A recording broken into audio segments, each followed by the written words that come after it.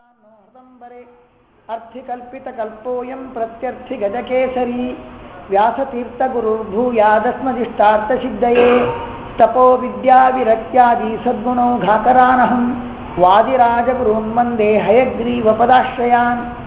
हे राघवेन्द्रार्य सत्यधर्मकृपानिधे भावदीपं समुज्ज्वल्य विश्वदीपं प्रकाशय हंसकूटमहाचार्यं सत्यध्यानसुशिक्षितं विद्यामान्यगुरुं वन्दे विद्वत्पद्मदिवाकरं नारायणं सुरगुरुं जगदेकनाथं भक्तप्रियं सकललोकनमस्कृतं च त्रैगुण्यवर्जितमजं विभुमाद्यमीशं वन्दे भवघ्नममरासुरसिद्धवन्द्यं नारायणं नमस्कृत्य नरं चैव नरोत्तमं देवीं सरस्वतीं व्यासं ततो जयमुदीरयेत्। देवं नारायणं नत्वा सर्वदोषविवर्जितं परिपूर्णगुरुंश्चान् गीतार्थं वक्ष्यामि लेशतः।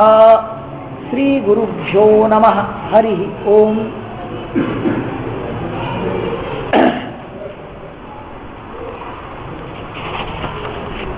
ಭಗವಂತ ಈ ಬಂಧಕವಾದ ಕಾಮ್ಯ ಕರ್ಮವನ್ನು ಫಲದಾಸೆಗೆ ಇಂದ ಮಾಡ್ತಕ್ಕಂತಹ ಕರ್ಮವನ್ನು ತ್ಯಾಗ ಮಾಡಿ ಜ್ಞಾನಭಕ್ತಿಯಾದಿ ಉದಾತ್ತವಾದಂತಹ ಆಕಾಂಕ್ಷೆಯಿಂದ ಆ ಫಲವನ್ನು ಉದಾತ್ತವಾದ ಫಲದ ಆಕಾಂಕ್ಷೆಯಿಂದ ಅದನ್ನು ಬಯಸಿ ಭಗವತ್ ಪ್ರೀತಿಗೋಸ್ಕರ ಕರ್ಮ ಮಾಡು. ಅದು ಕರ್ಮಯೋಗ. ಯಾಕೆ ಅದು ಕರ್ಮ ಯೋಗ? ಯಾವುದಕ್ಕೆ ಯೋಗ? ಸಂಸಾರ ಬಂಧನದ ಪರಿಹಾರಕ್ಕೆ, ಮೋಕ್ಷಕ್ಕೆ ಅದು ಯೋಗ ಉಪಾಯ. ಕರ್ಮ ಎಂಬುದು ಯೋಗವಾಗಬೇಕೇ ವಿನಃ ರೋಗವಾಗಬಾರದು. ಅದಕ್ಕೋಸ್ಕರ ಅದನ್ನು ಆ ಕರ್ಮಯೋಗವನ್ನು ಅನುಷ್ಠಾನ ಮಾಡುವಂತ ಇಷ್ಟೊತ್ತರೆಗೆ ಹೇಳ್ತಾ ಬಂದ. ಆದರೆ ಆ ಕರ್ಮಯೋಗವನ್ನು ಅನುಷ್ಠಾನ ಮಾಡುವ ಬಗೆ ಹೇಗೆ, ಯಾವ ರೀತಿಯಲ್ಲಿ ಅನುಷ್ಠಾನ ಮಾಡಬೇಕು, ಆವಾಗ ನಮ್ಮಲ್ಲಿ ಯಾವ ಮನೋಭಾವ ಇರಬೇಕು, ಅದನ್ನು ಪ್ರಶ್ನೆ ಅರ್ಜುನ ಕೇಳಿದಾಗ ಕೃಷ್ಣ ಉತ್ತರ ಕೊಡ್ತಾನೆ. ಕರ್ಮಯೋಗ ಅನುಷ್ಠಾನ ಮಾಡುವ ರೀತಿಯನ್ನು ಇಲ್ಲಿ ಹೇಳ್ತಾ ಇದ್ದಾನೆ. ಯೋಗಸ್ಥಃ ಕುರು ಕರ್ಮಾಣಿ ಸಂಗಂ ತ್ಯಕ್ತ್ವಾ ಧನಂಜಯ ಸಿದ್ಧ ಸಿದ್ಧೋ ಸಮೋ ಭೂತ್ವಾ ಸಮತ್ವಂ ಯೋಗ ಉಚ್ಯತೆ.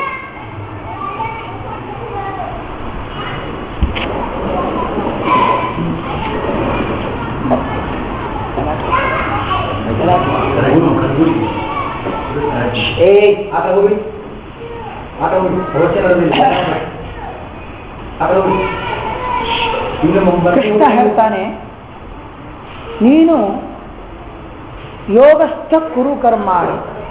ಯೋಗ ಅಂದ್ರೆ ಉಪಾಯ. ಯಾವ ಉಪಾಯ ಅಂದ್ರೆ ಜ್ಞಾನದ ಉಪಾಯ. ಭಗವಂತನ ತತ್ವಜ್ಞಾನ ಬರಲಿಕ್ಕೆ ಸಾಧನವಾದದ್ದನ್ನು ಸಾಧಿಸಬೇಕು ನೀನು. ಯೋಗ ಅಂದರೆ ಉಪಾಯ. ಯೋಗ ಎನ್ನುವುದಕ್ಕೆ ಅನೇಕ ಅರ್ಥಗಳಿದೆ. ಯೋಗ ಉಪಾಯ, ಯೋಗ ಶಕ್ತಿ, ಯೋಗ ಚಿತ್ತವೃತ್ತಿ ನಿರೋಧ, ಅನೇಕ ಅರ್ಥಗಳು ಯೋಗ ಶಬ್ದಕ್ಕೆ ಹೇಳ್ತಾರೆ. ಕೆಲವು ಕಡೆಯಲ್ಲಿ ಯೋಗ ಅಂದರೆ ಜ್ಞಾನ ಅಂತೂ ಅರ್ಥ ಮಾಡ್ತಾರೆ. ಇಲ್ಲಿ ಯೋಗ ಅಂದರೆ ಜ್ಞಾನದ ಉಪಾಯ. ಜ್ಞಾನ ಬರಲಿಕ್ಕೆ ಏನು ಸಾಧನ ಅದನ್ನು ಅನುಷ್ಠಾನ ಮಾಡತಕ್ಕಂಥವನಾಗಿ, ಯೋಗದಲ್ಲಿ ಇರುವವನಾಗಿ ಅಂದರೆ ಅಂತ ಜ್ಞಾನದ ಯೋಗ. ಭಗವಂತನ ಅಪರೋಕ್ಷ ಜ್ಞಾನ ಬರಲಿಕ್ಕೆ ಬೇಕಾದ ಉಪಾಯ, ಅದರಲ್ಲಿ ಇರ್ತಕ್ಕಂಥವನಾಗು ಅಂದರೆ ಅದನ್ನು ಅನುಷ್ಠಾನ ಮಾಡತಕ್ಕಂಥವನಾಗಿ ನೀನು ಕರ್ಮವನ್ನು ಮಾಡಬೇಕು. ಆದರೆ ಕರ್ಮ ಮಾಡುವಾಗ ಬಹಳ ಎಚ್ಚರಿಕೆಯಿಂದಿರಬೇಕು. ಸಂಗಂ ತ್ಯಕ್ತ್ವ ಅಂತ ಹೇಳ್ತಾನೆ. ಯೋಗಸ್ಥ ಕುರು ಕರ್ಮಾಣಿ ಸಂಗಂ ತ್ಯಕ್ತ್ವ ಧನಂಜಯ. ಸಂಘವನ್ನು ಬಿಡು. ಸಂಘ ಅಂದರೆ ವಿಷಯಾಸಕ್ತಿ, ಅಂದರೆ ಫಲಾಸಕ್ತಿ, ಅದನ್ನು ಬಿಡು. ಮತ್ತೆ ನಾನು ಮಾಡಿದೆ ನನ್ನ ಕರ್ಮ ಎಂಬ ಅಟ್ಯಾಚ್ಮೆಂಟ್, ಮಮತ, ನನ್ನದು ಕರ್ಮ ಅಂತ ಅಭಿಮಾನ, ಕರ್ತೃತ್ವದ ದುರಭಿಮಾನ, ಅದೆರಡನ್ನೂ ಬಿಡಬೇಕು. ಕರ್ಮದ ಫಲದ ಆಸೆಯನ್ನೂ ಬಿಡಬೇಕು. ಫಲದಲ್ಲಿ ಆಸಕ್ತಿ ಇರಬಾರ್ದು. ಮತ್ತೆ ಕರ್ತೃತ್ವ ಅಭಿಮಾನವೂ ಇರಬಾರ್ದು. ನಾನು ಮಾಡಿದೆ, ಅದು ನನ್ನ ಕರ್ಮ, ನಾನು ಚೆನ್ನಾಗಿ ಮಾಡಿದ್ದೇನೆ ಅಂತ ಆ ಆ ಸ್ವತಂತ್ರ ಕರ್ತೃತ್ವದ ಅಭಿಮಾನ, ಅದು ನನ್ನ ಕರ್ಮ, ನನ್ನ ಸಾಧನೆ, ಅದು ಪತ್ರಿಕೆಯಲ್ಲೆಲ್ಲ ಬರಬೇಕು. ಎಂದು ಸರ್ ನೆಮ್ಮದಿ, ಇದು ನಾನು ಮಾಡಿದ್ದದು, ಅದು ಬರಬೇಕು. ಹೀಗೆ ಈ ಕರ್ತೃತ್ವದ ಅಭಿಮಾನ, ಅದು ನನ್ನ ಕರ್ಮ, ನನ್ನ ಅಚೀವ್ಮೆಂಟ್, ನನ್ನ ಸಾಧನೆ ಎಂಬ ಈ ದುರಭಿಮಾನವನ್ನು ಮತ್ತು ಫಲದ ಆಸಕ್ತಿ, ಇದೆರಡನ್ನೂ ಬಿಟ್ಟು ಕರ್ಮ ಮಾಡು. ಅಂದರೆ ಈ ಕರ್ಮ ಎಂಬುದು ನಿವೃತ್ತಿ ಕರ್ಮ ಆಗಬೇಕು, ಇದು ಯೋಗ ಆಗಬೇಕು, ಇದು ರೋಗ ಆಗಬಾರ್ದು. ಇದು ಯಾವಾಗ ರೋಗ ಆಗತ್ತೆ ಅಂದರೆ ಅದು ಮತ್ತೆ ಬಂಧಕವಾಗತ್ತೆ. ಅಂದರೆ ನಾವು ಫಲದ ಆಸೆಗೆ ಜೋತು ಬಿದ್ದಾಗ, ಮತ್ತೆ ಹಿಂದೆ ಹೇಳಿ ಆಯಿತು ನಿನ್ನೆನೆ, ನಿಷಿದ್ಧವಾದ, ನಿನ್ನೆ ಅಲ್ಲಿ ಹೇಳಿದ್ದೆ ರಾಮ ಮಂದಿರದಲ್ಲಿ ಎಲ್ಲ ಸಂಚಾರಿ ಗೀತಾ ಉಪದೇಶ ಅದರಿಂದಾಗಿ ಉಪನ್ಯಾಸ ಅದರಿಂದಾಗಿ ಅಲ್ಲಿ ಬಂದವರು ಇಲ್ಲಿ ತಿಳ್ಕೊಳ್ಳಿ. ಅಂದರೆ ನಿಷಿದ್ಧವಾದ ಅತ್ಯಂತ ಒಂದು ನೀಚ ಆಸೆ, ಕೆಟ್ಟ ಫಲ, ಅತ್ಯಂತ ಹೇಯವಾದ ಫಲದ ನಶ್ವರವಾದ ಫಲಕ್ಕೆ ಜೋತು ಬೀಳುವುದು. ಆ ನಿಷಿದ್ಧವಾದ, ನಶ್ವರವಾದ ಮತ್ತೆ ಅಸಾರಭೂತವಾದಂತಹ ಫಲದ ಸ್ವರ್ಗಾದಿ ಫಲಗಳು, ಭೌತಿಕ ಸಂಪತ್ತುಗಳು, ಫಲಗಳು ಇದೇನಿದೆ, ಇದರಲ್ಲಿ ಆಸಕ್ತನಾಗಬಾರದು, ಇದನ್ನು ಬಿಟ್ಟು ಮಾಡಬೇಕು. ಇನ್ನೊಂದು ಸೇರ್ತಾನೆ, ಫಲದ ಆಸೆಗೆ ಜೋತು ಬೀಳಬಾರ್ದು. ನಾವು ಯಾರು ಫಲದ ಆಸೆಗೆ ಜೋತು ಬೀಳುವುದಿಲ್ವೋ ಅವನು ಮಾತ್ರ ಸಮನಾಗಿರ್ತಾನೆ. ಸಮನಾಗಿರ್ತಾನೆ. ಸಿದ್ಧ ಸಿದ್ಧೋ ಸಮೋಭೂತ್ವ ಸಮತ್ವಂ ಯೋಗ ಉಚ್ಯತೆ. ಯೋಗದ ಉಪಾಯವನ್ನು ಅನುಷ್ಠಾನ, ಜ್ಞಾನದ ಉಪಾಯವನ್ನು ಅನುಷ್ಠಾನ ಮಾಡತಕ್ಕಂಥವನಾಗಿ ನೀನು ಆ ಫಲದಾಸೆಯನ್ನು ತೊರೆದು ಕರ್ಮ ಮಾಡು ಅಂತ ಹೇಳ್ತಾನೆ. ಅದರಲ್ಲಿ ಸೇರಿಸ್ಕೊಳ್ಬೇಕು ಇನ್ನೊಂದು ಏನಂದರೆ, ಯಾವಾಗ ಈ ಮನುಷ್ಯ ಫಲದಾಸೆಯನ್ನು ತೊರಿತಾನೆ ಆವಾಗ ಕರ್ಮ ಮಾಡುವಾಗ ಫಲಸಿದ್ಧಿ ಆಗಲಿ ಫಲಸಿದ್ಧಿ ಆಗದೇ ಇರಲಿ ಅವನಲ್ಲಿ ಯಾವ ಒಂದು ವಿಷಮತೆಯ ಮನಸ್ಸಿನಲ್ಲಿ ಉಂಟಾಗುವುದಿಲ್ಲ, ವಿಕಾರ ಉಂಟಾಗುವುದಿಲ್ಲ. ಅಂದರೆ ಫಲದಾಸೆ ಯಾರು ಆಸೆ ಪಡ್ತಾನೆ ಕರ್ಮ ಮಾಡಿದ್ದಕ್ಕೆ, ಅವನಿಗೆ ಆ ಫಲದ ಸಿದ್ಧಿ ಆದರೆ ಹರ್ಷ ಆಗತ್ತೆ, ಫಲದ ಸಿದ್ಧಿ ಆಗಿಲ್ಲ ಅಂದರೆ ದುಃಖ ಆಗತ್ತೆ. ಈ ಒಂದು ವಿಕಾರ ಮನಸ್ಸಿನಲ್ಲಿ ಆಗಬಾರದು. ಇದು ಯಾರಿಗಾಗತ್ತೆ? ಫಲದಲ್ಲಿ ಆಸಕ್ತಿ ಇದ್ದವನಿಗೆ ಮಾತ್ರ ಆಗತ್ತೆ. ಏನಂತ? ಫಲಸಿದ್ಧಿ ಆದರೆ ಹರ್ಷ, ಫಲಸಿದ್ಧಿ ಆಗಿಲ್ಲ ಅಂದರೆ ದುಃಖ. ಇದು ಆಗಬಾರದು. ಫಲಸಿದ್ಧಿ ಆಗಲಿ ಬಿಡಲಿ, ಸಮಚಿತ್ತತೆಯನ್ನು ಕಾಯ್ದುಕೊಳ್ಳಬೇಕು, ದ್ವಂದ್ವಾತೀತನಾಗಿ ಬದುಕಬೇಕು, ಅದನ್ನು ಮೆಟ್ಟಿ ನಿಲ್ಲಬೇಕು. ಆದರೆ ಯಾರು ಫಲದಲ್ಲಿ ಆಸಕ್ತನಾಗುವುದಿಲ್ಲ, ಯಾರು ಕರ್ತೃತ್ವ ಅಭಿಮಾನವನ್ನು ತೊರೆದಿದ್ದಾನೆ ಅಂಥವನಿಗೆ ಮಾತ್ರ ಸಮಚಿತ್ತತೆಯನ್ನು ಕಾಯ್ದುಕೊಳ್ಳಲಿಕ್ಕೆ ಸಾಧ್ಯ. ನಾನು ಮಾಡಿದ್ದೊಂದು ಪ್ರಸಿದ್ಧಿಯಾಗಬೇಕು, ನನಗೆ ಇಂತಹ ಫಲ ಸಿಗಬೇಕು ಅಂತ ಯಾರು ಆಸಕ್ತನಾಗ್ತಾನೆ ಅಂಥವನಿಗೆ ಫಲಸಿದ್ಧಿ ಆದಾಗ ಹರ್ಷ ಆಗತ್ತೆ, ಫಲಸಿದ್ಧಿ ಆಗಿಲ್ಲ ಅಂದರೆ ದುಃಖ ಆಗತ್ತೆ. ಅಂಥ ವ್ಯಕ್ತಿ, ಕರ್ತೃತ್ವ ಅಭಿಮಾನವುಳ್ಳ ವ್ಯಕ್ತಿ, ಫಲದಾಸ ಆಸಕ್ತನಾದ ವ್ಯಕ್ತಿ ಖಂಡಿತವಾಗಿಯೂ ಇಂಥ ಸಿದ್ಧಿಯಾದಾಗ ಅಸಿದ್ಧಿಯಾದಾಗ ಸಮಚಿತ್ತತೆಯನ್ನು ಕಾಯ್ದುಕೊಳ್ಳಿಕ್ಕಾಗುವುದಿಲ್ಲ. ಅದಕ್ಕೆ ಕೃಷ್ಣ ಹೇಳ್ತಾನೆ, ಫಲದ ಆಸೆಗೆ ಜೋತು ಬೀಳಬೇಡ, ಕರ್ತೃತ್ವ ಅಭಿಮಾನವನ್ನು ತ್ಯಾಗ ಮಾಡು. ಹಾಗಿದ್ರೆ ಮಾತ್ರ ಸಮಚಿತ್ತತೆಯನ್ನು ಕಾಯ್ದುಕೊಳ್ಳಿಕ್ಕೆ ಸಾಧ್ಯ. ಹೀಗೆ ಫಲದಾಸಕ್ತಿಯನ್ನು ಕರ್ತೃತ್ವ ಅಭಿಮಾನದ ತ್ಯಾಗಪೂರ್ವಕವಾಗಿ ಸಂಪಾದನೆ ಮಾಡಿದ ಸಮಚಿತ್ತತೆ ಇದು ಮುಖ್ಯ. ನಮ್ಮ ಕರ್ಮ ಅದು ಯೋಗವಾಗಬೇಕಾದ್ರೆ, ಅದು ತಾರಕವಾಗಬೇಕಾದ್ರೆ, ಅದು ಮೋಚಕವಾಗಬೇಕಾದ್ರೆ ಅದು ಈ ಒಂದು ಅನುಸಂಧಾನ ಬೇಕು. ಕರ್ತೃತ್ವ ಅಭಿಮಾನ ಫಲಾಸಕ್ತಿ ತ್ಯಾಗಪೂರ್ವಕವಾಗಿ ಸಂಪಾದನೆ ಮಾಡಿದ ಸಮಚಿತ್ತತೆ ಏನುಂಟು, ಇದು ನಾವು ಅನುಷ್ಠಾನ ಮಾಡುವ ಕಾಲದಲ್ಲಿ ಅಂಥ ಸಮಚಿತ್ತತೆಯನ್ನು ಕಾಯ್ದುಕೊಂಡು ಅನುಷ್ಠಾನ ಮಾಡಿದ ವಿಹಿತ ಕರ್ಮ ಅದು ಯೋಗವಾಗ್ತದೆ. ಕೇವಲ ಸಮಚಿತ್ತತೆಯನ್ನು ಕಾಯ್ದುಕೊಂಡ್ರೆ ಸಾಲದು, ಅನುಷ್ಠಾನವೂ ಆಗಬೇಕು. ಸಮಚಿತ್ತತೆಯನ್ನು ಕಾಯ್ದುಕೊಳ್ಳುವ ಮೂಲಕ ಭಗವತ್ ಸೇವಾ ರೂಪದಲ್ಲಿ ಮಾಡತಕ್ಕಂಥ ವಿಹಿತ ಕರ್ಮ ಅದು ಯೋಗ. ಕೇವಲ ಆ ಯೋಗದ ಅಂಗ ಮಾತ್ರ ಇದು. ನಮ್ಮ ಕರ್ಮವೇ ಯೋಗ.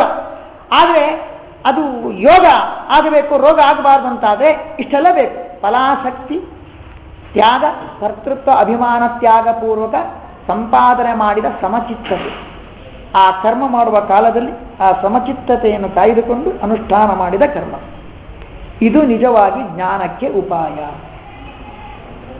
ಇದು ತಾರಕ. ಜ್ಞಾನವನ್ನು ಕೊಡುವ ಮೂಲಕ ಸಂಸಾರ ಸಾಗರದಿಂದ ಅದು ನಮ್ಮನ್ನು ಪಾರು ಮಾಡ್ತದೆ. ಅದನ್ನು ನಾವು ಮಾಡಬೇಕು ಅಂತ ಕೃಷ್ಣ ಹೇಳ್ತಾನೆ. ಬಹಳ ರೋಚಕವಾದ ಶಬ್ದ.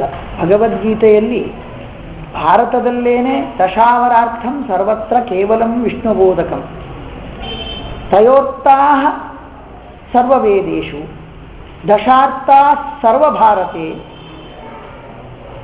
ವಿಷ್ಣೋ ಸಹಸ್ರನಾಮಾಪಿ ನಿರಂತರ ಶತಾರ್ಥಕಂ. ವೇದದಲ್ಲಿ 3 ಅರ್ಥಗಳು, ಮಹಾಭಾರತದಲ್ಲಿ 10 ಅರ್ಥ, ವಿಷ್ಣು ಸಹಸ್ರ ಮಹಾಭಾರತದಲ್ಲಿ ಸೇರಿದ ವಿಷ್ಣು ಸಹಸ್ರನಾಮಕ್ಕೆ ಒಂದೊಂದು ಪದಗಳಿಗೂ 100 ಅರ್ಥ ಇದೆ ಅಂತ ಹೇಳ್ತಾರೆ. ಅದಕ್ಕೆ ಅದು ಈಗ ಗುಡಿಯವರು ಹೇಳಿದ ಹಾಗೆ ಅದು ಅರ್ಥದ ಭಾರದಿಂದ ಕೂಡಿತ್ತು. ಇಷ್ಟು ಅರ್ಥದ ಭಾರ ಎಲ್ಲೂ ಯಾವ ಗ್ರಂಥದಲ್ಲಿಯೂ ಇಲ್ಲ. ಹಾಗಾಗಿ ಬಹಳ ಅರ್ಥ ಭಾರದಿಂದ ತೂಕದ ಗ್ರಂಥ. ಅದಕ್ಕೆ ಭಾರದಿಂದ ಕೂಡಿದ್ದು ಭಾರತ.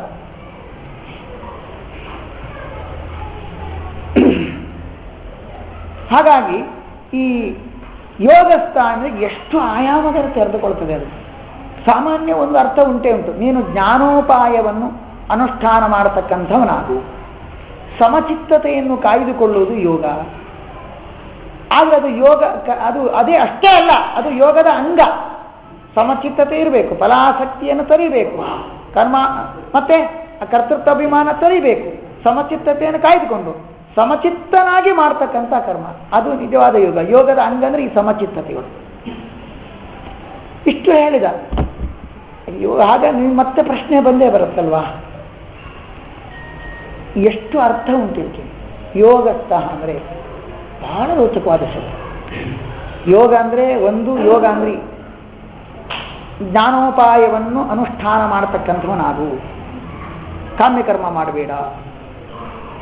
ಇನ್ನೊಂದು ಯೋಗ ಅಂದರೆ ಫಲಸ್ನೇಹ ಬಿಡಬೇಕಂತ ಕೃಷ್ಣ ಹೇಳ್ತಾನೆ. ಮತ್ತೆ ಯಾರಲ್ಲಿ ಸ್ನೇಹ ಮಾಡಬೇಕು ನಾವು? ಯೋಗಸ್ಥ ಕುರು ಕರ್ಮ. ಯೋಗ ಅಂದರೆ ಯೋಗ ಪ್ರೀತಿ ತಥಾ ಸ್ನೇಹ ಪ್ರೇಮ ಬಂಧ ಇತೀರ್ಯತೆ.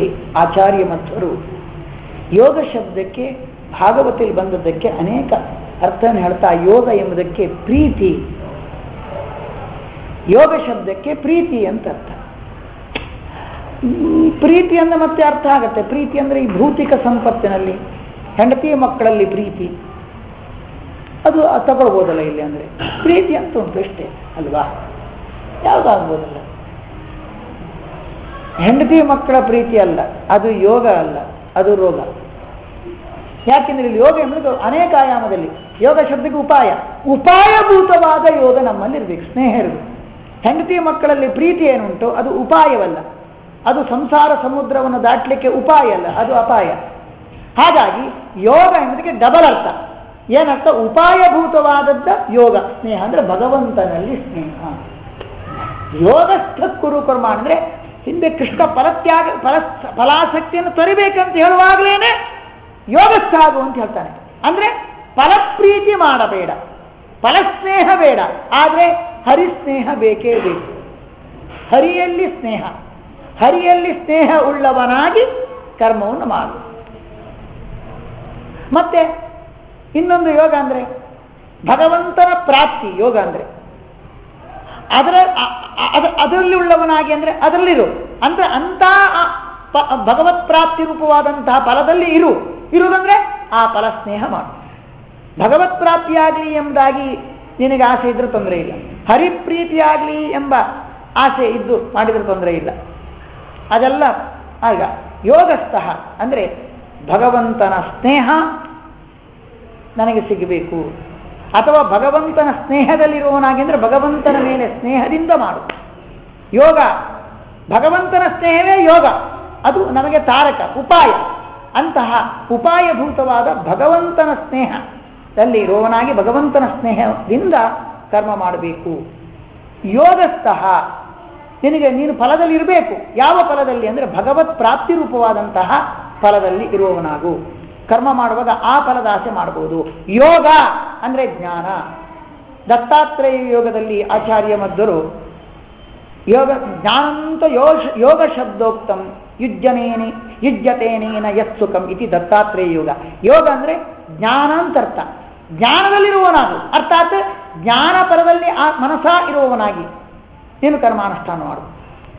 ಅಥವಾ ಜ್ಞಾನ ಭಗವಂತನ ಮಹಾತ್ಮ್ಯ ಜ್ಞಾನ ಅದು ನನಗೆ ಬರಬೇಕು, ಆ ಫಲದಲ್ಲಿರುವವನಾಗಿ ಭಗವತ್ ಸ್ನೇಹ. ಇನ್ನೊಂದು ಜ್ಞಾನ ಮತ್ತು ಯೋಗ, ಪ್ರೀತಿ. ಜ್ಞಾನ ಮತ್ತು ಪ್ರೀತಿ ಇದನ್ನೇ ಏನಂತ ಕರೀತಾರೆ? ಭಕ್ತಿ ಅಂತ ಕರೀತಾ ಇದ್ದಾರೆ. ಇದರಲ್ಲಿರುವವನಾಗಿ ಅಂದರೆ ಮನಸಾ ಇದನ್ನು ಬಯಸು, ಮನಸ್ಸಿನಿಂದ ಇದರಲ್ಲಿರೋ ಅಂದ್ರೆ ಅಂತ ಇಂಥ ಫಲವನ್ನು ಬಯಸಿ ಶುದ್ಧ ಫಲದ ಆಸಕ್ತಿಯನ್ನು ತೊರೆದು ಕರ್ಮ ಮಾಡು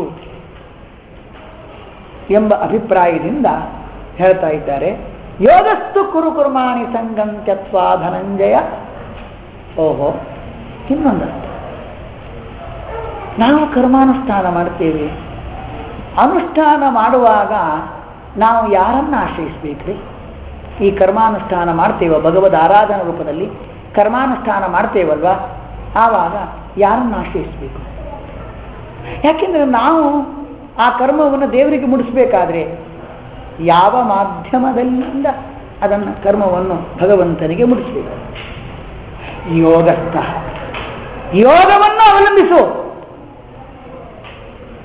ಓಹೋ, ಏನರ್ಥ ಯೋಗ ಶಬ್ದಕ್ಕೆ? ಪ್ರಾಣಸೂತ್ರಂ ಮಹಾನ್ ಬ್ರಹ್ಮ, ಚಿತ್ತಂ ವಾಯು ಬಲಂ ಧೃತಿ, ಸ್ಥಿತಿರ್ಯೋಗಶ್ಚ ವೈರಾಗ್ಯಂ, ಜ್ಞಾನಂ ಪ್ರಜ್ಞಾ ಸ್ಮೃತಿ ಸುಖಂ, ಮೇಧಾ ಮುಕ್ತಿ ವಿಷ್ಣು ಭಕ್ತಿ. ಮೇಧಾ ಮುಕ್ತಿ ವಿಷ್ಣು ಭಕ್ತಿ ಅಂತ ಹೇಳ್ತಾ ಮೇಧಾ ಮುಕ್ತಿ ವಿಷ್ಣು ಭಕ್ತಿ ಅಂತ ಹೇಳ್ತಾ ಈ ಯೋಗ ಎಂಬ ಶಬ್ದಕ್ಕೆ ಪ್ರಾಣದೇವರ ಒಂದು ರೂಪವನ್ನು ಯೋಗ ಅಂತ ಕರೀತಾರೆ. ಮೇಧಾ ಮುಕ್ತಿ ವಿಷ್ಣು ಭಕ್ತಿ ಆದಿಗೋಪೋ ಮಹಾಯಶಾಃ ರುಜುಃ ಸುಮನಾಃ ವಿಜ್ಞಾತ ಮಹಾಧ್ಯಾತ ಮಹಾಗುರುಃ ಹನುಮಾನ್ ಭೀಮ ಆನಂದ ಇತ್ಯಾದಿ ಬಹುರೂಪಿಣಃ ಅಂತ ಹೇಳುವಾಗ ಪ್ರಾಣದೇವರು ಒಂದೊಂದು ತತ್ವಕ್ಕೆ ಅಭಿಮಾನಿಗಳಾದ ಒಂದಿಷ್ಟು ರೂಪ ಇದೆ ಪ್ರಾಣದೇವರದ್ದು. ಅದರಲ್ಲಿ ಯೋಗ ಅಂತ ಒಂದು ರೂಪ, ಯೋಗ ಅಂತ ಅರಿತುಕೊಳ್ಳುವ ರೂಪ. ಅದಕ್ಕೆ ಇದು ಹೀಗೊಂದು ಅರ್ಥ ಮಾಡ್ಬೋದು, ಪ್ರಾಣದೇವರದ್ದೇ ಒಂದು ರೂಪ ಇದೆ ಯೋಗ. ಅವರು ಯಾಕೆ ಯೋಗ ಅಂದರೆ ಎಲ್ಲ ಜೀವರಾಶಿಯನ್ನ, ಸಾತ್ವಿಕ ಜೀವರನ್ನ ಪರಮಾತ್ಮನ ಸಂಬಂಧ ಆಗುವಂತೆ ಮಾಡ್ತಾರೆ. ಯೋಜಯತಿ ಯೋಜಯತಿ ಪರಮಾತ್ಮನಂ ಯೋಜಯತಿ, ಈ ಜೀವನಿಗೆ ಪರಮಾತ್ಮನ ಸಂಬಂಧ ಆಗುವಂತೆ ಮಾಡ್ತಾರೆ. ಅಥವಾ ನಾವು ಮಾಡಿದ ಸಾಧನ ಕಲಾಪವನ್ನ ಪರಮಾತ್ಮನಿಗೆ ಮುಡಿಸ್ತಾರೆ. ಯೋಜಯತಿ ಸಂಯೋಜಯತಿ ಪ್ರಾಪಯತಿ, ನಮ್ಮ ಸಾಧನೆಯನ್ನು ಪರಮಾತ್ಮನಿಗೆ ಮುಡಿಸ್ತಾರೆ. ಅದಕ್ಕೋಸ್ಕರ ಪ್ರಾಣದೇವರಿಗೆ ಯೋಗ ಅಂತ ಅರ್ಥ ಹೇಳ್ಬೋದು. ಹೌದಾ ಅಂದರೆ ನಾವು ಮಾಡಿದ ಸಾಧನ ಕಲಾಪವನ್ನ ನೇರವಾಗಿ ನಮಗೆ ದೇವರಿಗೆ ಅರ್ಪಣೆ ಮಾಡುವಷ್ಟು ನಾವು ದೇವರಿಗೆ ಹತ್ತಿರ ಆಗಿಲ್ಲ. ಮುಖ್ಯ ಪ್ರಾಣ ಮಾಧ್ಯಮದಿಂದ ನಾವು ಭಗವಂತನಿಗೆ ಮುಡಿಸ್ಬೇಕು. ಆ ಮುಖ್ಯ ಪ್ರಾಣಮನ ಮಾಧ್ಯಮದಿಂದ ನಾವು ಕರ್ಮ ಮೂಡಿಸ್ಬೇಕು. ಅದಕ್ಕೋಸ್ಕರವೇ ಹೇಳ್ತಾ ಇದ್ದಾರೆ ಪ್ರಾಣದೇವರು, ನಾವು ಸಾತ್ವಿಕರಾದವರು ನಾವು ಪ್ರಾಣದೇವರಿಗೆ ಅರ್ಪಿಸಬೇಕು. ಪ್ರಾಣದೇವರೇ ಇದನ್ನು ನೀವು ಭಗವಂತನಿಗೆ ಮುಟ್ಟಿಸಿ ಅಂತ. ಹಾಗಾಗಿ ಯೋಗ ಅಂದರೆ ಈ ಜೀವರಾಶಿಗಳಿಗೆ ಭಗವಂತನ ಪ್ರಾಪ್ತಿ ಆಗುವಂತೆ ಮಾಡುವವರು, ಜೀವರಾಶಿಗಳ ಸಾಧನ ಕಲಾಪವನ್ನ ಭಗವಂತನಿಗೆ ಮುಟ್ಟಿಸುವರು. ಎರಡು ಕಾರಣದಿಂದ ಯೋಜಯತೀತಿ ಯೋಗ. ಹಾಗಾಗಿ ನಾವು ಮಾಡಿದ ಸತ್ಕರ್ಮವನ್ನ ಪ್ರಾಣದೇವರಿಗೆ ನಾವು ಅರ್ಪಿಸಿದಾಗ ಪ್ರಾಣದೇವರು ಅದನ್ನು ಭಗವಂತನಿಗೆ ಮುಡಿಸ್ತಾರೆ. ಆದ್ರಿಂದಾಗಿ ತಸ್ಮಿನ್ನಪೋ ಮಾತರಿಶ್ವಾದಧಾತಿ, ಅಪಹ ಅಂದರೆ ಈ ಪ್ರಾಣಿಗಳು ಸಾತ್ವಿಕರು ಮಾಡಿದ ಸತ್ಕರ್ಮ ಜಲ ಸಮಗ್ರವಾದ ಎಲ್ಲ ಮುಖದಿಂದಲೂ ಸಾತ್ವಿಕ ಕರ್ಮ ನಮ್ಮನ್ನು ರಕ್ಷಣೆ ಮಾಡ್ತದೆ. ಆದ್ರಿಂದಾಗಿ ಕರ್ಮವನ್ನು ಅಪಹ ಅಂತ ಕರೆದು, ಅಂತಃಕರಣ ಶುದ್ಧಿಯನ್ನು ಉಂಟು ಮಾಡೋದ್ರಿಂದಾಗಿ ಸತ್ಕರ್ಮವನ್ನ ಏನಂತ ಕರೆದ್ರು? ಅದನ್ನು ನೀರು ಅಂತ ಕರೆದ್ರು. ಇಂತಹ ಸತ್ಕರ್ಮ ರೂಪವಾದ ಜಲವನ್ನು ಮುಖ್ಯ ಪ್ರಾಣ ಪರಮಾತ್ಮನಿಗೆ ಅರ್ಪಣೆ ಮಾಡ್ತಾನೆ.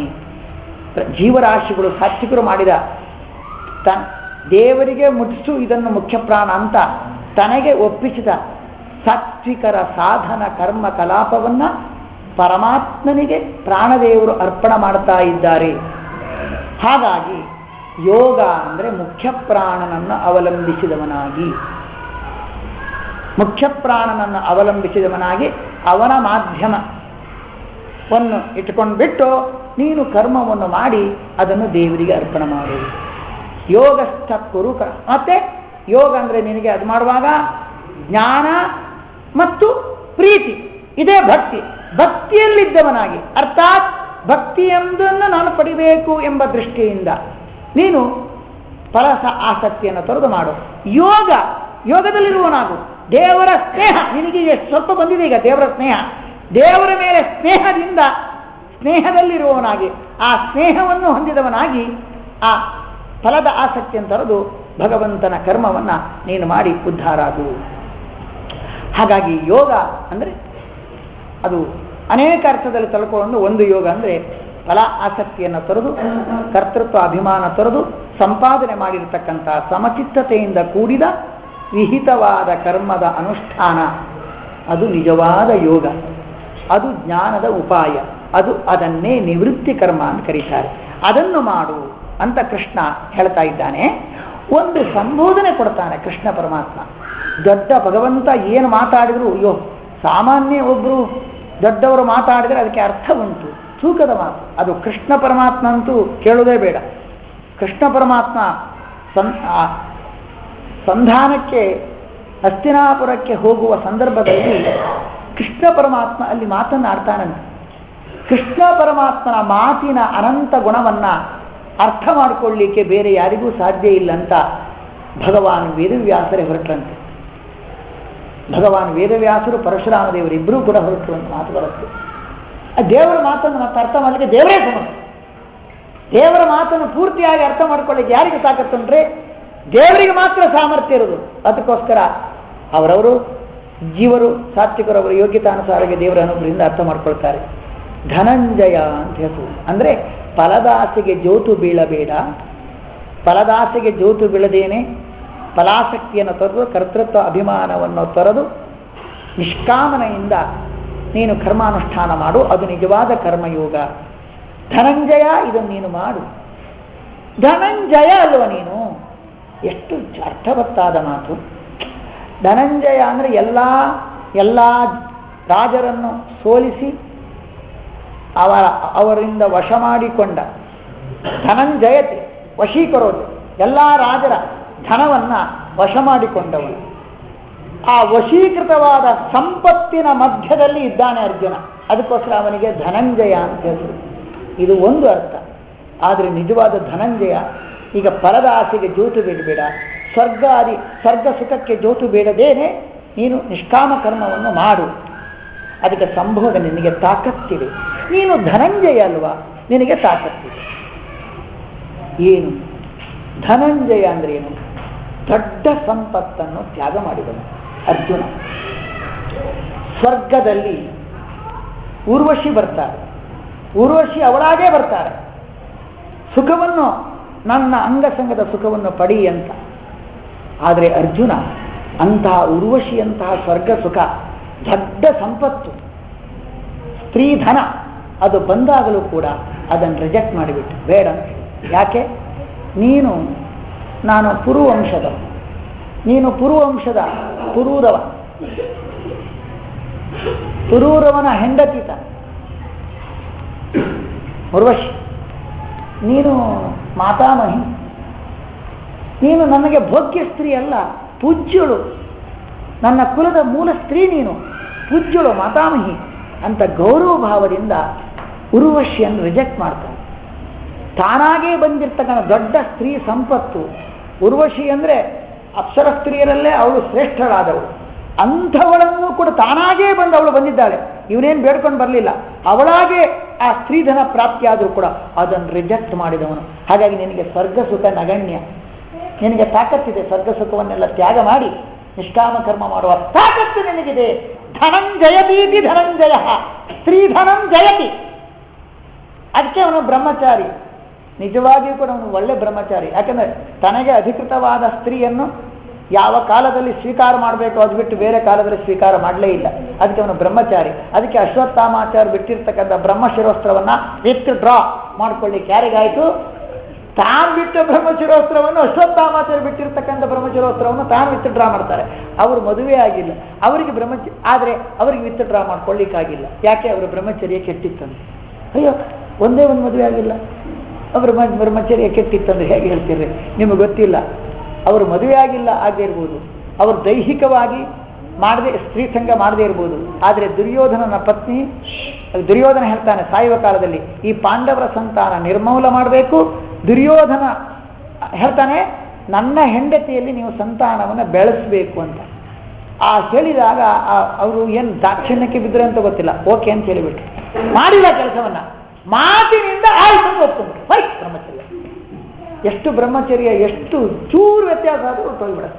ಅದಕ್ಕೋಸ್ಕರ ಈ ಅರ್ಜುನ ನಿಜವಾಗಿಯೂ ಕೂಡ ಎರಡೆರಡು ಮದುವೆ ಆಗಿದ್ದಾನೆ. ಯಾರನ್ನೆಲ್ಲ ಮದುವೆ ಆಗಿದ್ದಾನೆ? ದ್ರೌಪದಿ, ಅದ ನಂತರ ಸುಭದ್ರ, ಇನ್ನು ಯಾರು? ಇನ್ನೊಬ್ಳು ಚಿತ್ರಾಂಗದ. ಉಲುಪಿಕ ಅನಧಿಕೃತ. ಉಲುಪಿಕೆಯಲ್ಲಿ ಸಂಘ ಮಾಡಿ ಅವಳಲ್ಲಿ ಮಗನನ್ನು ಹುಟ್ಟಿಸಿದ್ದಾನೆ. ಅದು ಸಹ ಮತ್ತು ತೀರ್ಥಯಾತ್ರಾ ಪ್ರಸಂಗದಲ್ಲೇನೆ ಗ್ರಚಾರ ಎಲ್ಲ ಬಿಟ್ಟು ಧರ್ಮರಾಜ ಒಟ್ಟಿಗೆ ದ್ರೌಪದಿ ಒಟ್ಟಿಗೆ ನೋಡಿದ್ದಕ್ಕೆ ಪ್ರಾಯಶ್ಚಿತ್ತ ರೂಪದಲ್ಲಿ ಅಲ್ಲೇ ತೀರ್ಥಯಾತ್ರೆಯಲ್ಲಿ ಅವತ್ತಿಂತ ಅಧಿಕೃತ ಮಾಡಿ. ಆದರೆ ತೇಜೀಸೆಯ ನದೋಷಾಯ, ಅವು ವಸ್ತು ಆಸಕ್ತಿಯಿಂದ, ಭೋಗದ ಆಸಕ್ತಿಯಿಂದ ಮಾಡಿಲ್ಲ, ಅದರಿಂದಾಗಿ ಅದು ದೋಷ ಆಗಿಲ್ಲ. ಬ್ರಹ್ಮಚರ್ಯ ಕೆಟ್ಟೇ ಇಲ್ಲ.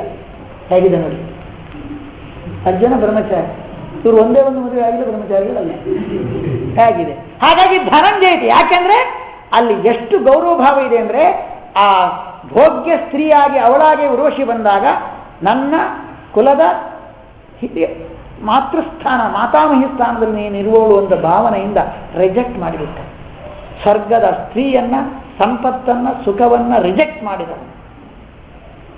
1/2 ಸ್ವರ್ಗದಲ್ಲಿ ಇಂದ್ರನ ಆಸನ, ಅರ್ಧಾಸನ ಕೊಡ್ತಿದ್ ನಾನು. ಇಷ್ಟೆಲ್ಲ ಇರುವಾಗಲೂ ಕೂಡ ಅಂತಹ ಸುಖವನ್ನು ತ್ಯಾಗ ಮಾಡಿದೆಯಲ್ಲ ನೀನು ಧನಂಜಯ, ಸ್ತ್ರೀಧನವನ್ನು ಗೆದ್ದವನು. ಅದಾಗಿ ಬಂದಾಗ ಅದನ್ನು ರಿಜೆಕ್ಟ್ ಮಾಡಿದವನು. ಹಾಗಾಗಿ ನಿನಗೇನು ಕಷ್ಟ ಇಲ್ಲ. ಈ ಸ್ವರ್ಗ ಸುಖದ ಅನ್ನು ತ್ಯಾಗ ಮಾಡಿ, ಅದರ ಫಲಾಸಕ್ತಿಯನ್ನು ತ್ಯಾಗ ಮಾಡಿ ಕರ್ಮ ಮಾಡಲಿಕ್ಕೆ, ನಿಷ್ಕಾಮ ಕರ್ಮ ಮಾಡಲಿಕ್ಕೆ ಏನು ನಿನಗೆ ತಾಕತ್ತಿದೆ. ನಿನ್ನ ಹೆಸರನ್ನು ಸಾರ್ಥಕಪಡಿಸ್ಕೋ ಧನಂಜಯ ಅಂತ ಅಭಿಪ್ರಾಯದಿಂದ ಧನಂಜಯ ಎಂಬ ಸಂಬೋಧನೆಯನ್ನು ಮಾಡಿದ್ದಾರೆ. ಅದರ ಮೇಲೆ ಒಂದು ಪ್ರಶ್ನೆ ಬರ್ತದೆ.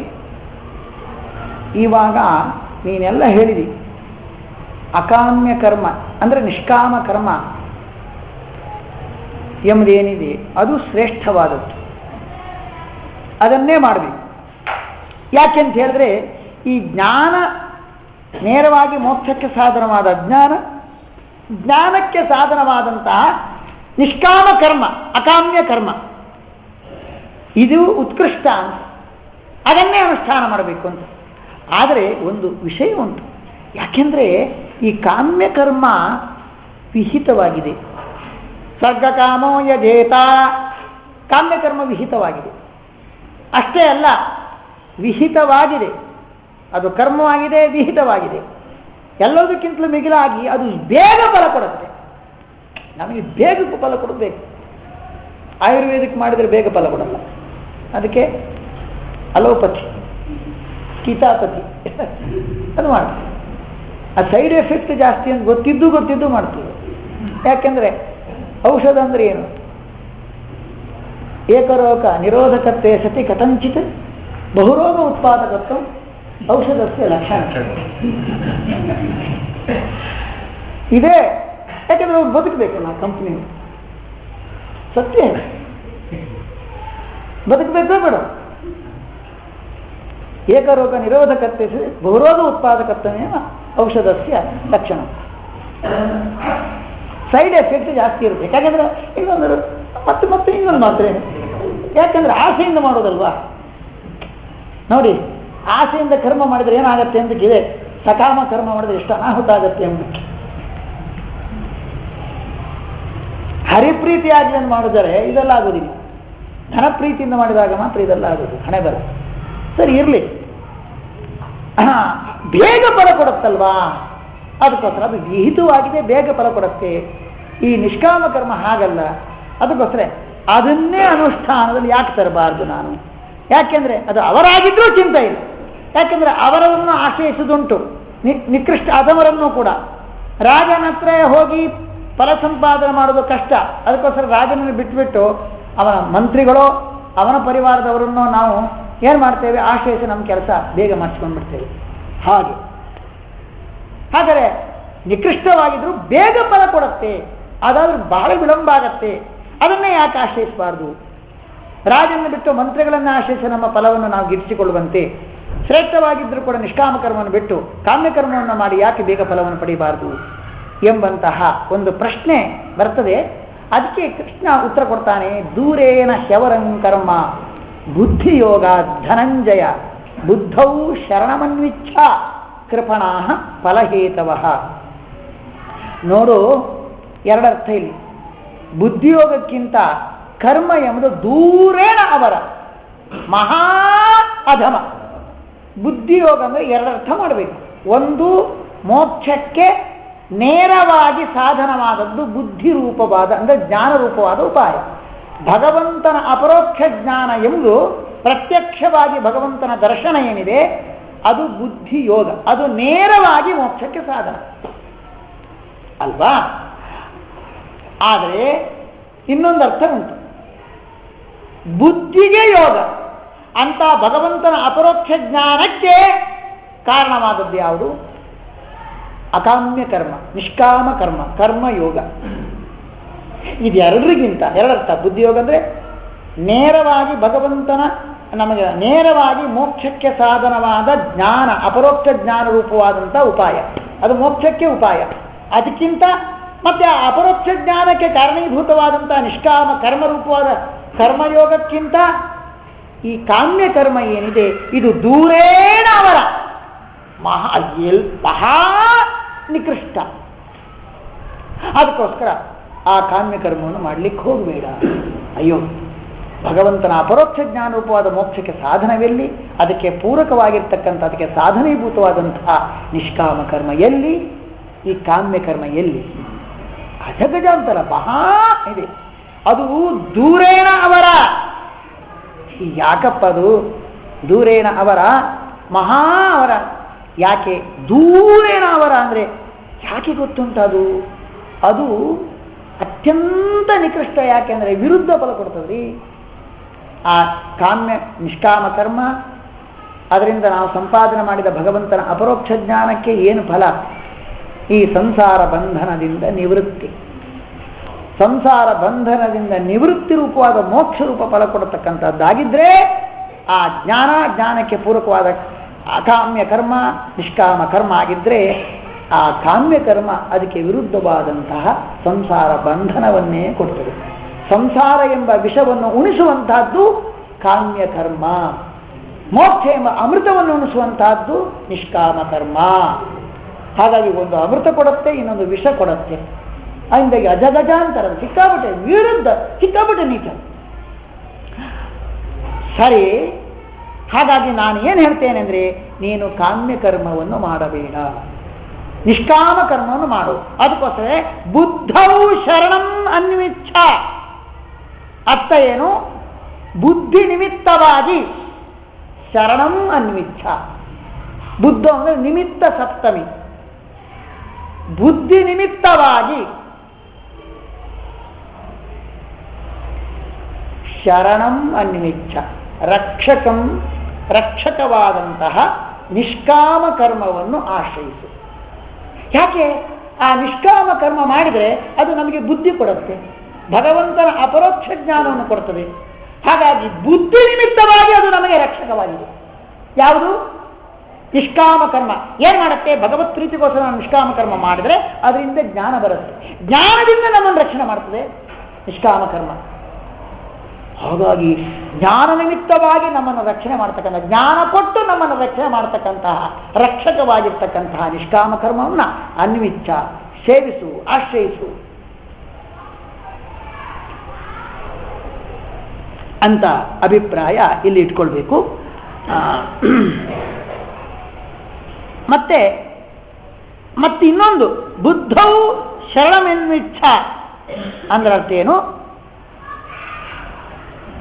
ಬುದ್ಧೌ ಶರಣಂ, ಜ್ಞಾನ ನಿಮಿತ್ತವಾಗಿ, ಜ್ಞಾನಕ್ಕೋಸ್ಕರ ಜ್ಞಾನ ನಿಮಿತ್ತವಾಗಿ ಶರಣಂ ಅನ್ವಿಚ್ಛ.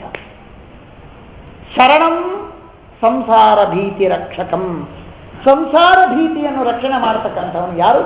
ಶರಣಂ ಪರಂ ಬ್ರಹ್ಮ ಪರಂಧಾಮ ಅಂತ ಹೇಳ್ತಾರೆ. ಶರಣಂ ಭಗವಂತನನ್ನು ಶರಣ ಅಂತ ಹೇಳ್ತಾರೆ.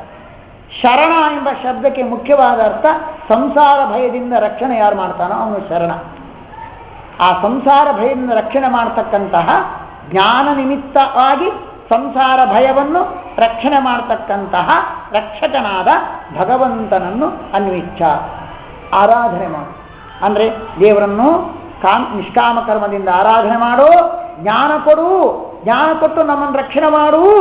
ಈ ನಿಮಿತ್ತದಿಂದ ಜ್ಞಾನ ನಿಮಿತ್ತವಾಗಿ ಆ ರಕ್ಷಕನಾದ ಸಂಸಾರ ಭಯದಿಂದ ರಕ್ಷಣೆ ಮಾಡತಕ್ಕಂತಹ ಭಗವಂತನನ್ನ ನೀನು ಆಶ್ರಯಿಸು, ನಿಷ್ಕಾಮ ಕರ್ಮ ಯೋಗದಿಂದ ಅವನನ್ನು ಆರಾಧನೆ ಮಾಡು ಅಂತ ಹೀಗೆ ಎರಡು ಅರ್ಥವನ್ನು ಆಶ್ರಯಿತು. ಮತ್ತೆ ಬುದ್ಧವು ಶರಣಂ ಅನ್ವಿಚ್ಛ, ಎಷ್ಟೋ ಬಹಳ ಅರ್ಥ ಉಂಟು. ನಾವು ಕರ್ಮವನ್ನು ಅನುಷ್ಠಾನ ಮಾಡುವಾಗ ನಮಗೆ ಬುದ್ಧಿ ಬೇಕು. ಆ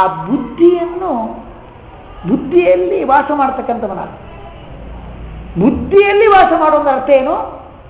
ಎಂಥ ಬುದ್ಧಿ ಬೇಕು ನಮಗೆ? ನಾಹಂಕರ್ತ ಹರಿಕರ್ತ ತತ್ಪೂಜಾ ಕರ್ಮಚಾಚಿಯಂ ಎಂಬುದಾಗಿ ಬುದ್ಧಿಯಲ್ಲಿ ನೀನು ವಾಸ ಮಾಡ್ತಕ್ಕಂಥವನ. ಬುದ್ಧಿಯಲ್ಲಿ ವಾಸ ಮಾಡಿದ್ರೆ ನಿನಗೆ ಆ ಬುದ್ಧಿ ಬೇಕು. ಆ ಬುದ್ಧಿಯನ್ನು ಅವಲಂಬಿಸಿ ನೀನು, ಆ ಬುದ್ಧಿ ಬೇಕೇ ಬೇಕು. ನಾಹಂಕರ್ತ ಹರಿಕರ್ತ ತತ್ಪೂಜಾ ಕರ್ಮಚಾಖಿಲಂ ಎಂಬ ಬುದ್ಧಿಯಿಂದ, ಜ್ಞಾನ ಭಕ್ತಿ ಹರಿಪ್ರೀತಿ ಎಂಬ ಬುದ್ಧಿಯಿಂದ, ನಾಹಂಕರ್ತ ಹರಿಕರ್ತ ಎಂಬ ಬುದ್ಧಿಯಲ್ಲೇನೆ ವಾಸವನ್ನು ಹೊಂದುವನಾಗಿ ಕರ್ಮಾನುಷ್ಠಾನ ಮಾಡು. ಅದು ನಿಜವಾದ ಕರ್ಮಯೋಗ ಆಗತ್ತೆ. ಅದನ್ನೇ ಆಶ್ರಯಿಸಬೇಕೇ ವಿನಃ ಕೃಪಣಾ ಫಲಹೇತವ. ಆದರೆ ಕಾಮ್ಯ ಕರ್ಮದ ಫಲದ ಆಸೆಗೆ ಜೋತು ಬಿದ್ದು ಕರ್ಮ ಮಾಡಬಾರ್ದಪ್ಪ. ಯಾಕೆಂದ್ರೆ ಕೃಪಣಾ ಫಲಹೇತವ, ಪಾಪ.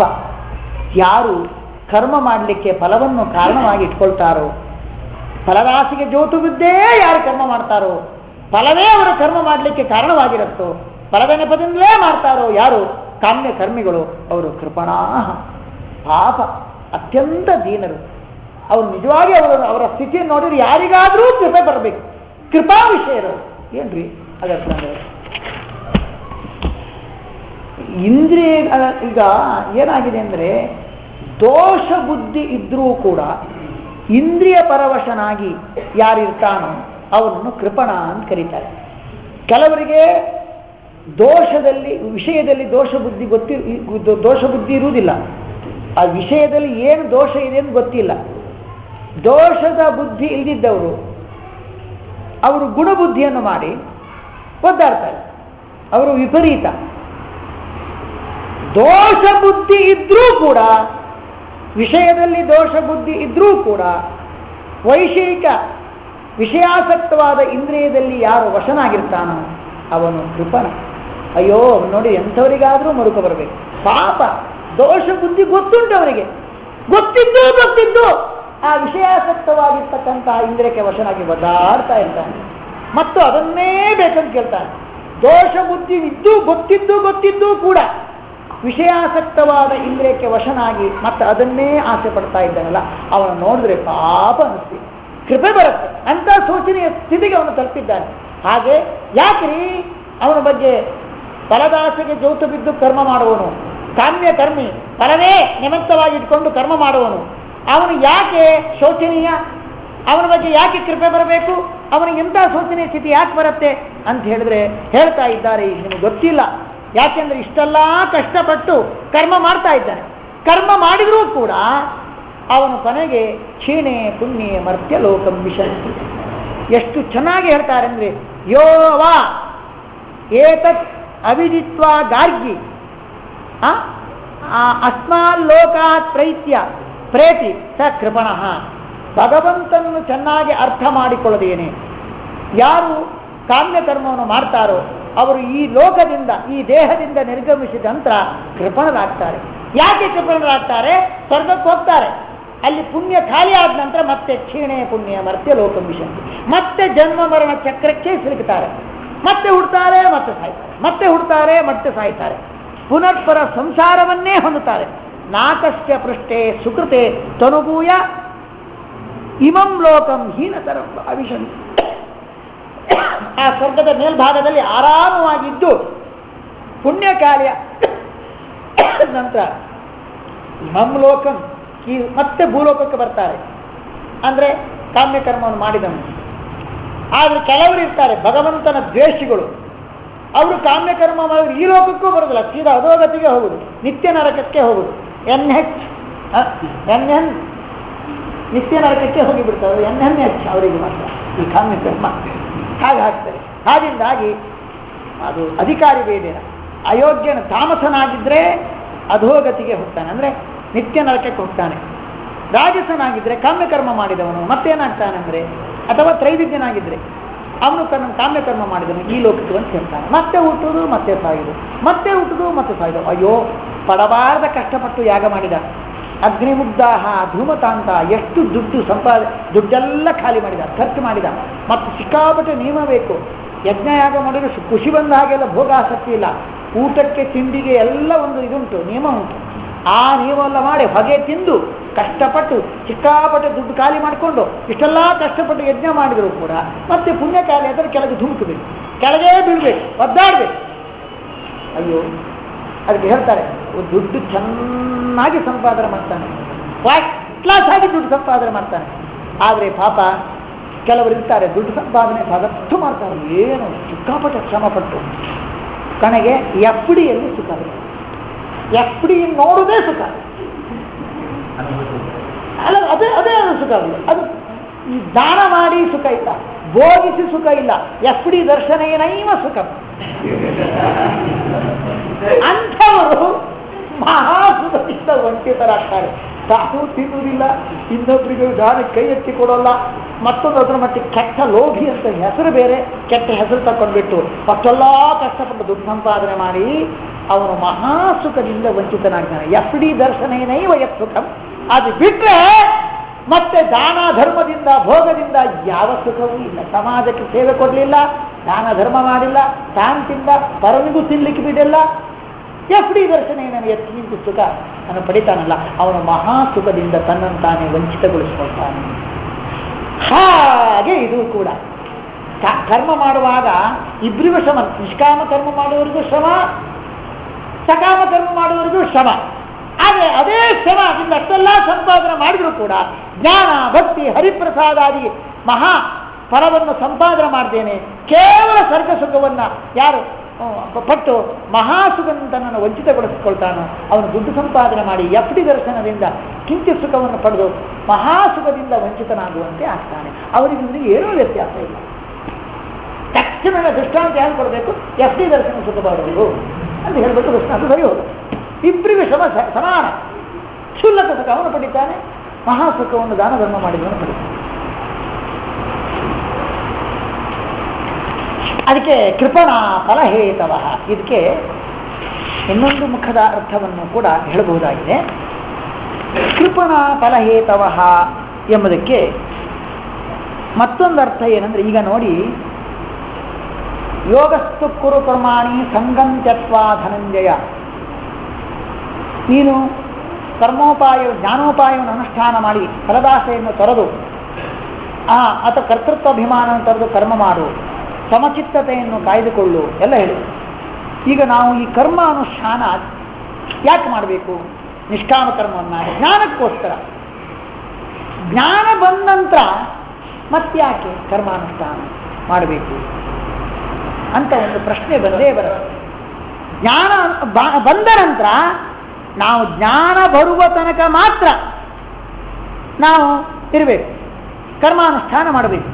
ಜ್ಞಾನ ಸಂಪಾದನೆ ಮಾಡಿದ ನಂತರ ಮತ್ತೆ ಯಾಕೆ ಕರ್ಮ ಅನುಷ್ಠಾನ ಮಾಡಬೇಕು ಅಂದ್ರೆ, ಇಲ್ಲ, ಬುದ್ಧೌ ಶರಣಂ ಅನ್ವಿಚ್ಛ. ಬುದ್ಧೌ ನಿನಗೆ ಅಪರೋಕ್ಷ ಜ್ಞಾನ ಬಂದ ನಂತರವೂ ಕೂಡ ಶರಣಂ ಅನ್ವಿಚ್ಛ. ಶರಣಂ ಶರಣಂ ಅನ್ವಿಚ್ಛ ಎರಡರ್ಥ. ಶರಣಂ ಶರಣಂ ಅನ್ವಿಚ್ಛ. ಈಗ ಅಯ್ಯಪ್ಪ ಶರಣ ಮಾತ್ರ ಗೊತ್ತಾಗತ್ತೆ, ಹರಿಶರಣ ಇಲ್ಲವೇ ಇಲ್ಲ. ಶರಣ ಅಂತ ಹೇಳಿಬಿಡ್ತಾರೆ, ಕೂಗ್ಬಿಡ್ದು ಅಯ್ಯಪ್ಪ ಶರಣ ಶರಣಂ ಶರಣಂ ಅನ್ವಿಚ್ಛ. ಶರಣ ಅಂದ್ರೆ ಭಗವಂತ, ಭಗವಂತನ ರಕ್ಷಕನನ್ನಾಗಿ ಹೊಂದು ದೇವರಿಗೆ ಶರಣಾಗತನಾಗುವಂತ. ಶರಣಂ ಅನ್ವಿಚ್ಛ ಅಂದ್ರೆ ಅರ್ಥ ಏನು? ದೇವರ ಅಪರೋಕ್ಷ ಜ್ಞಾನ ಬಂದ ನಂತರವೂ ಕೂಡ ರಕ್ಷಕನಾದ ಭಗವಂತನನ್ನು ಆರಾಧನೆ ಮಾಡು. ಶರಣನಾದ ಭಗವಂತನು ಶರಣಾಗತನಾಗು. ಓಹೋ, ಶರಣಾಗತನಾಗುವುದಂದ್ರೆ ಅರ್ಥ ಏನ್ರಿ? ಜ್ಞಾನ ಬಂದಂತರೂ ದೇವರಿಗೆ ಶರಣಾಗತನಾಗು ಅಂದ್ರೆ ಪೊಲೀಸರಿಗೆ, ದರೋಡೆಕಾರರು ಶರಣಾಗತರಾಗ್ತಾರೆ, ಅಥವಾ ಯುದ್ಧದಲ್ಲಿ ಸೋಲು ಅಂಚಲಿಡುವಾಗ ಪ್ರತಿ ಸೈನಿಕರಿಗೆ ಏನ್ ಮಾಡ್ತಾರೆ? ಆಯುಧವನ್ನು ಕೆಳಗೆ ಹಾಕಿ ಕೈ ಎತ್ತಿ ಬಿಡ್ತಾರೆ.